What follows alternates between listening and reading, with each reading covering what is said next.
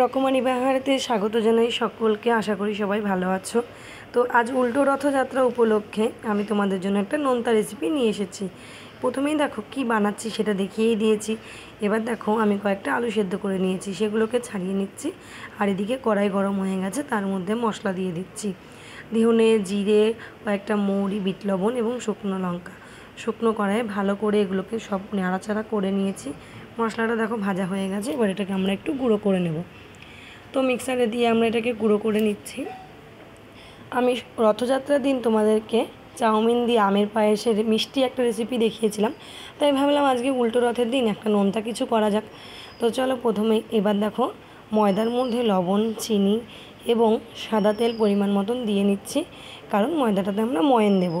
বেশ খানিকটা কিন্তু সাদা তেল দেওয়া হয়েছে, ময়ানটা যাতে সুন্দর হয়। এবার এটাকে কিন্তু ভালো করে তোমরা সব কিছু একসঙ্গে অনেকক্ষণ ধরে মিশিয়ে নেবে। দেখো ময়ান দেওয়া হয়ে গেছে, কী করে বুঝবে? এরকম হাতে দলা করলে যখন দলা পাকিয়ে যাচ্ছে সেটা দেখে কিন্তু বুঝতে পারবে তোমরা এটা ময়ান দেওয়া হয়ে গেছে। আমরা অল্প অল্প করে জল দিয়ে এবার ময়দাটাকে একটা ডোয়ের আকারে গড়ে নেব। তো তোমরা দেখতে থাকো। তো চলো দেখতে থাকো। আস্তে আস্তে জল দিয়ে আমরা ময়দাটাকে পুরো মেখে একটা ডো তৈরি করে নিয়েছি এবং আবার খানিকটা তেল ওপর থেকে দিয়ে কিছুক্ষণের জন্য এটাকে আমরা রেস্টে রেখে দেবো।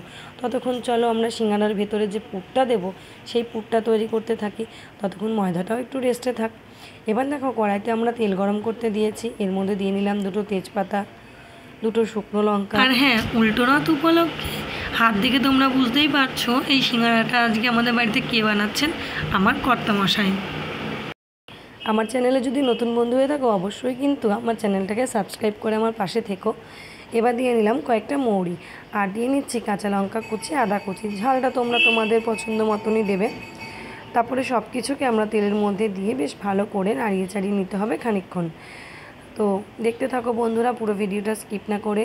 এবং তুমি যদি ইউটিউব থেকে দেখছো অবশ্যই চ্যানেলটাকে সাবস্ক্রাইব করো, আর ফেসবুক পেজ থেকে দেখলে অবশ্যই কিন্তু ফলো করে আমার পাশে থেকো। এবার কয়েকটা বাদাম দিয়ে ভালো করে তেলের সঙ্গে কিন্তু ভেজে নিলাম। এবার দেখো আমরা সেদ্ধ করে রাখা আলুগুলোকে দিয়ে নিলাম। আলুগুলো তোমরা চাইলে হাতে ভেঙেও দিতে পারো, আমি কড়াইতে দিয়ে খুন্তি দিয়ে অল্প অল্প করে আলুগুলোকে ভেঙে দিচ্ছি। আমার ভিডিওগুলো তোমাদের কেমন লাগে একটু লাইক, কমেন্ট, শেয়ারের মাধ্যমে তোমরা আমাকে জানিও এবং আমার পাশে কিন্তু সবসময় থেকো। একটু বন্ধুত্বের হাত বাড়িয়ে দিলে আমি আগামী দিনে পথ চলতে আরও সাহস পাবো, আরও এগিয়ে যেতে অনেক উৎসাহ পাবো। তাই তোমাদের সকলের কাছে আমার অনুরোধ, আমার ভিডিও তোমরা দেখো, তার জন্য আমি তোমাদের সকলের কাছে কৃতজ্ঞ।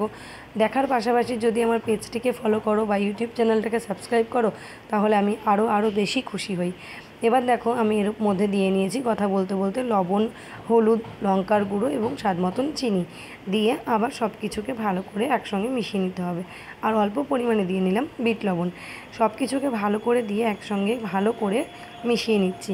আমি আগে থেকে বড় ছোলা সেদ্ধ করে রেখেছিলাম, সেই ছোলাটাও এর মধ্যে দিয়ে নিলাম। তোমরা চাইলে এমনি নর্মাল ছোলাও কিন্তু এর মধ্যে দিতে পারো।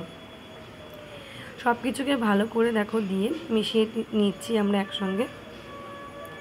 এবার হাতের উপর করে একটুখানি জল এর মধ্যে দিয়ে নিয়েছি, আর দিয়ে নিলাম ওপর থেকে এবার ভাজা মশলার গুঁড়োটা। ভাজা মশলার গুঁড়োটা দিয়ে বেশ খানিকটা পরিমাণে কিন্তু দিয়ে নিয়েছি। এটা কিন্তু পুরো ডাস্ট করিনি, একটু দানা দানা রেখেছি। বেশ সুন্দর একটা স্মেল বেরিয়েছে। এবার সব কিছুকে ভালো করে মিশিয়ে নিয়ে দেখো ঠিক আলুর পুরটা কিন্তু এইরকম আমার দেখতে হয়েছে। পুরটা দেখেই তো জিভে জল চলে আসছে। তো তোমরা এবার ওপর থেকে আমরা অল্প একটু ঘি দিয়ে নিলাম। পুরটা আমার সম্পূর্ণ রেডি। আমি এবার পুরটাকে ঠান্ডা হতে দিয়ে দিয়েছি। এবার আমরা চলো সিঙ্গাড়ার আকৃতিটা করে নিই। সিঙ্গাড়ার জন্য প্রথমে এরকম গোল গোল করে লেচি কেটে নিয়েছি ময়দাটা থেকে। ময়দাটাও বেশ সুন্দর নরম হয়ে রয়েছে। এবার এটাকে দেখো আমরা বেলে নেব। তো আমি পাথরের ওপরে রেখেই বেলেছি, ভালো করে মুছে নিই আগে থেকে। দেখো একটু লম্বা আকৃতির করে কিন্তু এইটাকে আমাদের বেলতে হবে, লুচির মতন গোল করলে কিন্তু হবে না। এবার মাঝ বরাবর এটাকে কেটে দিয়েছি, দিয়ে আমি একটু পাতলা করে নিয়েছি, দুটো অংশকে আলাদা আলাদা করে বেলে। এবার দেখো কি সুন্দর করে আমরা সিঙ্গাড়া বানিয়ে নিচ্ছি। তো দেখতে থাকো। এই দেখো প্রথমেই এই হাতের উপরে অংশটাকে নিয়ে কাটা যে অংশ মাথা দুটো আছে সেই দুটোতে জল লাগিয়ে নিলাম। এবার দেখো দুটো মাথাকে একসঙ্গে এরকম ভাঁজ করে মুড়িয়ে দিচ্ছি, তাহলে সিঙ্গাড়ার মাঝখানের যে শিরের মতন অংশটা হয় সেটা হয়ে গেল। এবার মাঝখানটাতে পুর দিলেই এবং মুখটা আটকে দিলেই কিন্তু আমাদের সিঙ্গাড়ার আকৃতিটা একদম রেডি। তো চলো দেখতে থাকো। এবার মাঝখানে আমরা কি দিচ্ছি, মাঝখানে আমরা আলুর পুরটাকে দিয়ে দিচ্ছি।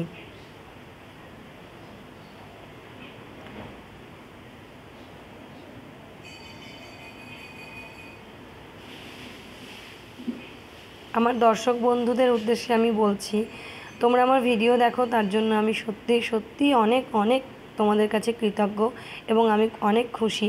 কিন্তু তোমরা যদি একটু বন্ধুত্বের হাত আমার পাশে বাড়িয়ে দিয়ে একটু যদি চ্যানেলটাকে সাবস্ক্রাইব করো, তাহলে কিন্তু আমি অনেক অনেক দূর তোমাদের জন্য এগিয়ে যেতে পারবো। তাই সকলের কাছে এটা আমার একটা অনুরোধ, যদি আমার চ্যানেলটাকে একটু সাবস্ক্রাইব করো, যদি অবশ্যই তোমাদের ভালো লাগে একটু লাইক কমেন্ট করতেও কিন্তু ভুলবে না। দেখো একে একে গল্প করতে করতে আমাদের সব সিঙ্গারাগুলো হয়ে গেছে। আজকের কিন্তু একটা মূল আকর্ষণ আছে, আজকে সিঙ্গারাটা কিন্তু ভাজবো আমি লোহার কড়াইয়ে। এই লোহার কড়াই, এবার দেখো লোহার কড়াইতে আমি তেল গরম করতে দিয়ে দিলাম। কড়াইটার মধ্যে তেলটা কিন্তু ঠান্ডা থাকতে থাকতেই আমাদের সিঙ্গারাগুলো দিয়ে দিতে হবে। তেলটা কিন্তু খুব গরম হয়ে গেলে চলবে না। ঠান্ডা তেলের মধ্যেই দেখো সিঙ্গারাগুলোকে একে একে সব দিয়ে দিচ্ছি। আস্তে আস্তে সিঙ্গারাটা যখন ভাজা হয়ে উঠবে, দেখতেই পাচ্ছ কত সুন্দর লাগছে দেখতে। দেখতে দেখতে কিন্তু আমাদের কিন্তু অনেক কটা সিঙ্গারা ভাজা হয়ে গেল। তো চলো বন্ধুরা, কেমন লাগলো অবশ্যই জানিও। এরকম একবার সিঙ্গারা বাড়িতে অবশ্যই বানিয়ে চাটনি সসের সঙ্গে পরিবেশন করো। সকলকে অসংখ্য ধন্যবাদ। সবাই ভালো থেকো, সুস্থ থেকো এবং সবসময় আমার পাশে থেকো।